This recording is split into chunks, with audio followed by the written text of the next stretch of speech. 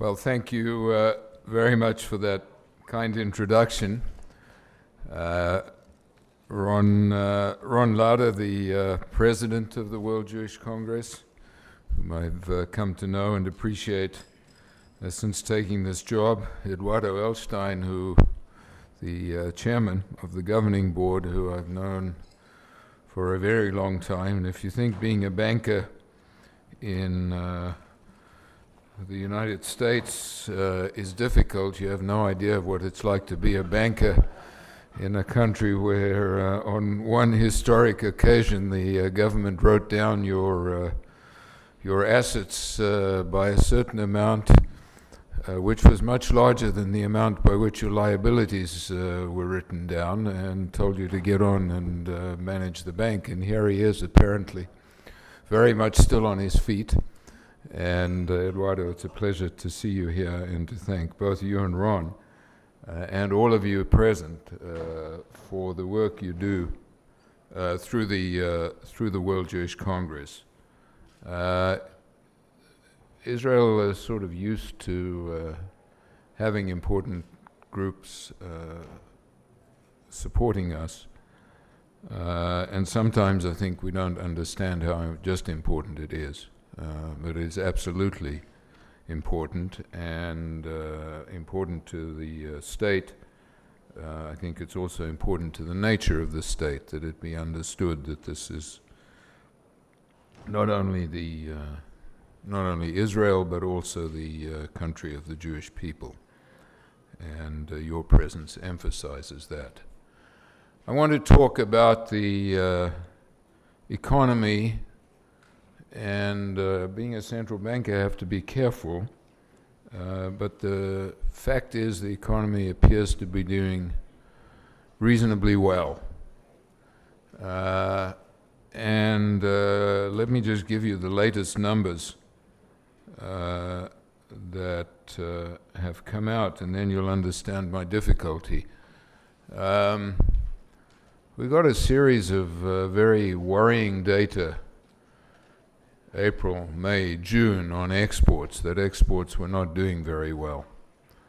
And we were quite worried about what was happening. We export 40 to 45% of what we produce. So if exports aren't doing well, that means half the economy isn't doing well. Our research department had come up with a prediction, an internal prediction, that the economy was growing at a rate of 4.6% in the second quarter. We thought that was so exaggerated that we didn't make any noise about it. Anyway, then on the 16th or so of this month, the GNP data were produced, and the economy grew at 4.7% in the second quarter, and they revised up the negative growth numbers for exports to a corrected number that exports had grown by 15% in the second quarter. So our first quarter growth, the growth in the first half of this year was 4.1% for an economy operating in a world which is not growing that rapidly. We had also had data on unemployment coming in, showing unemployment declining quite rapidly. Those data are well known to be unreliable. So we kept saying, can't rely on these data. And you kept saying, got to be careful, can't rely on these data. Well, I want to set the scene on the unemployment rate by saying that we started this global recession with the lowest unemployment rate since the mid-90s, which was 5.9%. That was at the beginning of 2008. We expected the unemployment rate to rise to 9%. It rose only to 8%. The preliminary data we had said it was coming down to 6.5%. The actual number announced yesterday, 6.2%. So we're essentially back to where we started, with very low unemployment, among the lowest we've had in the modern history of Israel. And in some respects, but I have to be careful, particularly since I see cameras there, we're certainly over the worst of the recession. And for us, we were fortunate it was a recession and not a depression. So I'll try to explain why our recent performance has been good, why we weathered the crisis relatively well, and what are the longer run prospects for this economy. We did well in this recession because the economy was in very strong position at the beginning of the recession. And let me just explain in what regards. You have to, let me preface this by saying, anybody who watches Xavier Knesset, a member of the Knesset, Shai Haramish, and starts reading the stuff that he and his colleagues say from time to time will think, not he, excuse me, his colleagues say from time to time, will think that this economy is incredibly badly run, that all sorts of things are happening. When you look at the numbers, it's simply not true.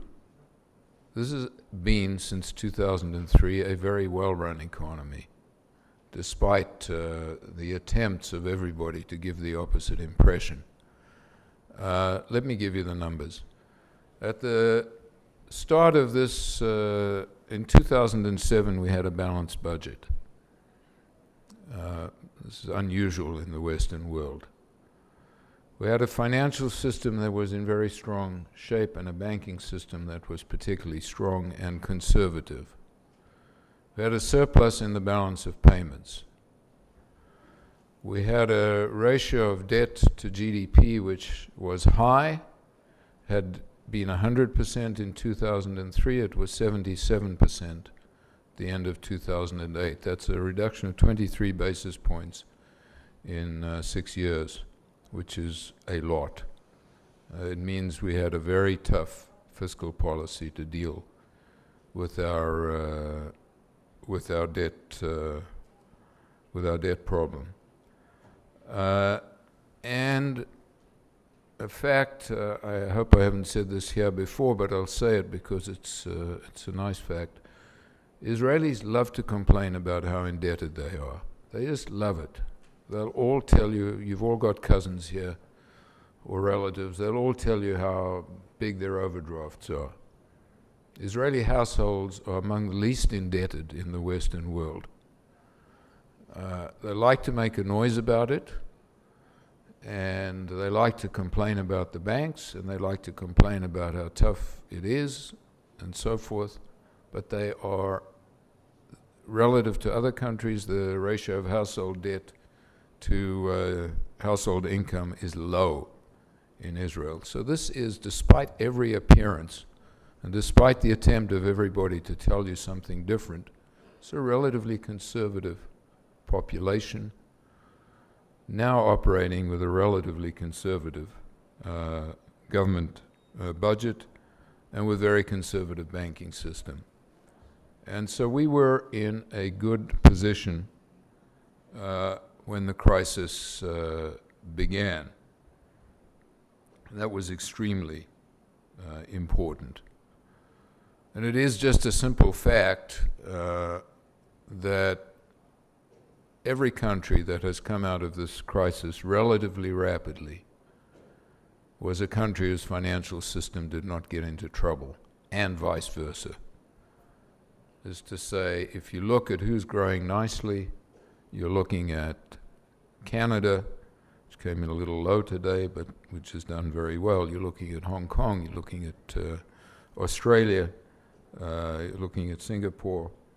They're all doing well because their banks stayed in good shape, and the same is true about us.